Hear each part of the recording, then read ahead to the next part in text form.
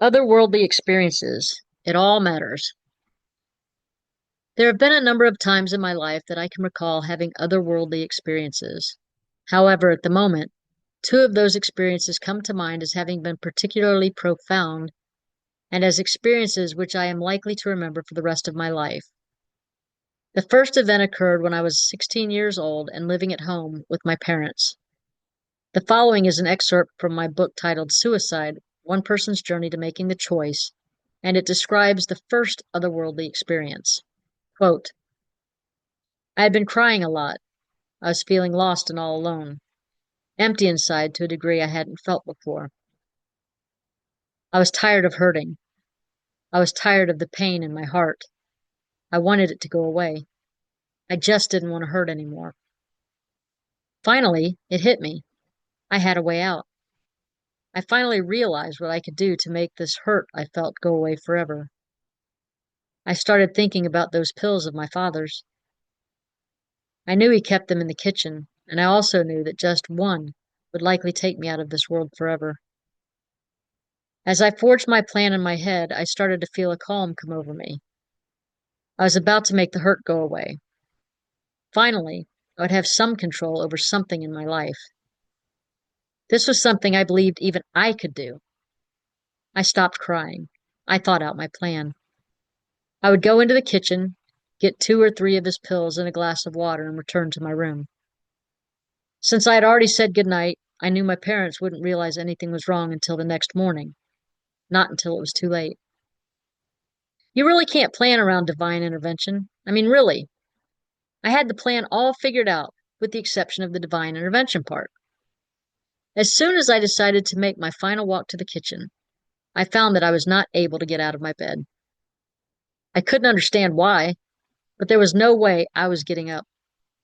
I can't tell you the number of times up to that point in my life that I had gotten out of my bed without the slightest problem. Usually it was intentional, but there were those few times when I was asleep that I actually fell out of bed. But not this time. I could not move. There was an actual feeling of pressure on my chest. It felt like a hand had been placed on top of my chest to keep me from getting up. I tried to get out of bed at least 3 times, but it just wasn't going to happen. I couldn't believe it. I couldn't even get killing myself right. Back to the drawing board. Out of frustration and disbelief, I eventually cried myself to sleep. End quote. I didn't know at the time what that pressure was that I had felt on my chest that night, or why it felt like a giant hand that was keeping me from getting up.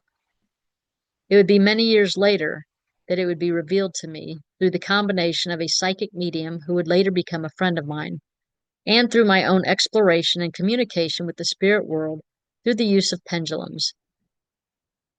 During a reading, Karen revealed to me that I had a particular guardian angel that had been with me during some of my more difficult times as a child.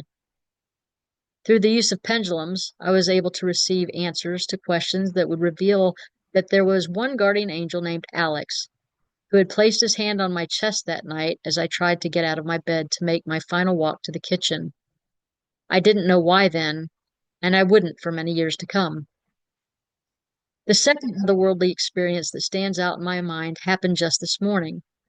Now, some might insist that I was dreaming, or that there was some other explanation for what I experienced, and they are entitled to their opinions.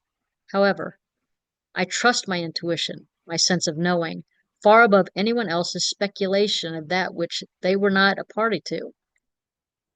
I didn't get to sleep until around 2 a.m. this morning. Before going to sleep, I made a mental note that I wanted to be up by 6:30 a.m. as there were things I wanted to get done today.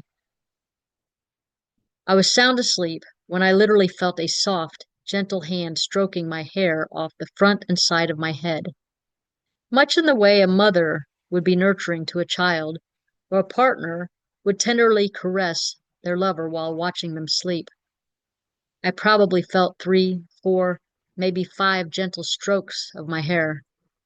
I slowly became fully conscious of what I was experiencing between the second to the last and the last stroke. I lay there for a few minutes and then leaned forward to look at my clock across the room. The time was 6:16 a.m.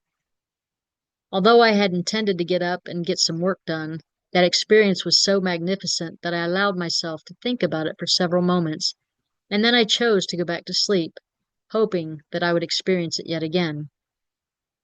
I am not certain of the origin of the being or energy that chose to contact me this morning, but I am grateful for it.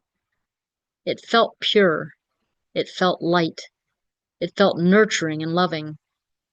There was a definite connection between us there. It was a very familiar feeling, but I choose not to assume anything about its origin at this point. What I can say for sure, however, is that it felt like divine love, and I am certain there was a reason it chose to connect with me, to touch me.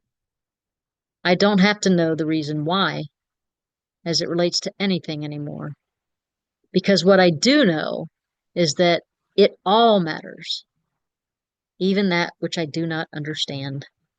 Always, TJ.